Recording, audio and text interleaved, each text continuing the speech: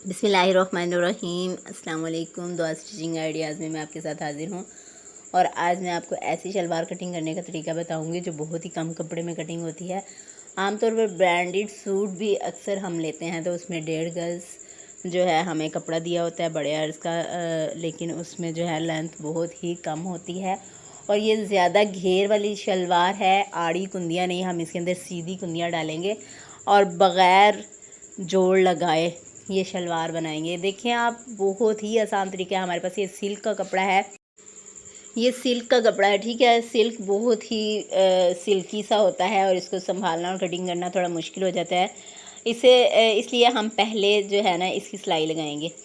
मेरे पास ये शलवार का जो कपड़ा है 1.5 मीटर है। आपने इसके दरमियान में दोनों किनारियों को पकड़कर इसकी सिलाई लगा लेनी है, ठीक है। और अगर आप भी कोई रेशमी सूट ख़रीदती हैं तो अक्सर ऐसे कपड़े निकल आते हैं। अमूमन जो हम ब्रांड के सूट ख़रीदते हैं तो उसमें इसी तरह कपड़ा दिया होता है। देख लें, पहले मैं आपको नाप के दिखा रही हूँ, कोई शक ना रहे। ये वाकई ही 1.5 गज़ कपड़ा है, ठीक है। अब आपने करना ये है कि आपने इनकी किनारियाँ पकड़ के सिलाई लगा लेनी है। अमूमन ये होता है कि रेशमी कपड़ा आप लोगों से संभल नहीं रहा होता तो आप उसको पिन अप भी कर सकते हैं, ठीक है। ये हम बड़ी शलवार सिलाई कर रहे हैं, कोई कैपरी या ट्राउज़र नहीं है। ज़्यादा घेर वाली हमने शलवार सिलाई करनी है। अगर आप कैपरी या ट्राउज़र बनाना चाह रहे हैं वो तो आपका बहुत इजीली बनेगा इस कपड़े में से, और लंबाई भी उसकी बहुत ज़्यादा होगी। फोल्डिंग आप जितनी चौड़ी करना चाहें उतनी ही हो सकती है, लेकिन ये शलवार में ज़्यादा घेर होता है। अमूमन बड़ी औरतें खुली शलवार ही पहनना पसंद करती हैं, तो इसलिए मैं खुली शलवार बना रही हूँ। देखें, ये मैं सिलाई लगा कर ले आई हूँ। इस तरीके से आपने सिलाई लगानी है दरमियान में और कपड़े को बिछा लेना है, ठीक है। ये मैंने सिलाई बिल्कुल दरमियान में कर दिया है। इक्वल होनी चाहिए, दोनों साइडों पर कपड़ा जो है ना हमारा बराबर हो।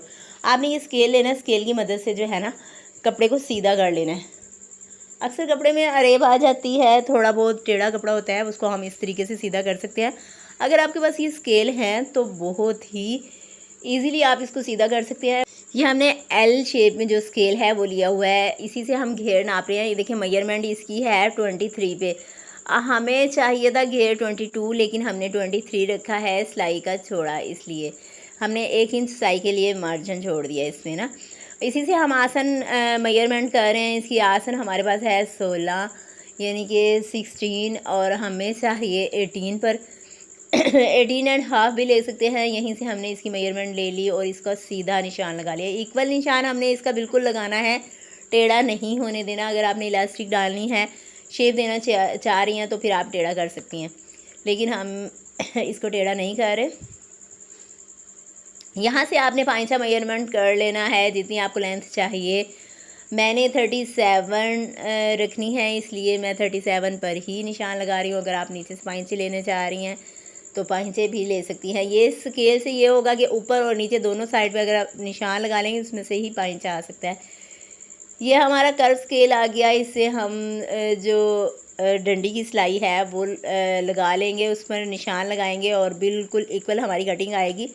ये हमने पहले पाँचे का निशान मुकम्मल कर लिया। सेम यही जो तरीका है आपने दूसरी बार रिपीट करना है, और इसकी लेफ़्ट साइड यानी कि मुखालिफ सिमत में जो है ना आपने इसी तरीके से निशान लगाने हैं। यानी कि यहाँ से आप लेंथ नाप लेंगी। लेंथ लेने के बाद आप इसकी आसन, घेर और पाँचा तीनों चीज़ें जो है ना इसी तरह नाप लेंगी। ये पैमाइश करने के बाद आप इसके निशान लगा लेंगे स्केल की मदद से। और अगर आप निशान ना लगाना चाहें तो एक पाँचे को कट करके दूसरी तरफ उसको रख के भी कटिंग कर सकती हैं, लेकिन बाज़ दफ़ा ये होता है कि शलवार बहुत खुली होती है और हमारा जो घेर होता है वो कम होता है या कपड़ा बहुत ही कम होता है, जिसकी वजह से हमें बनाना मुश्किल हो जाता है। इसलिए हमें दोनों तरफ निशान लगा लेने चाहिए अगर ज़्यादा खुली शलवार हो। अगर आपकी नॉर्मल कैपरी है और घेर आप ज़्यादा खुला नहीं पहनती तो फिर जो है आप ऐसे ही एक पाँचा उतार के कटिंग कर सकती हैं। अब देखें, जहाँ से मेरा वो निशान आ रहा था उसके बराबर में ही मेरा दूसरा निशान आ रहा है दूसरे पाँचे का, ठीक है। इस तरीके से हम ये निशान लगा लेंगे। आपको निशान इतने वाज़ेह नहीं हो रहे क्योंकि कलर जो कपड़े का है वो लाइट है और शाइन है इसके अंदर ना। जब शाइनिंग की वजह से इसमें ड्रा किया गया है निशान तो वो इतना वाज़ेह नहीं हो रहा, लेकिन इंशाल्लाह आप गौर करेंगी तो समझ में आ जाएगा कि ये शलवार कैसी कटिंग होनी है।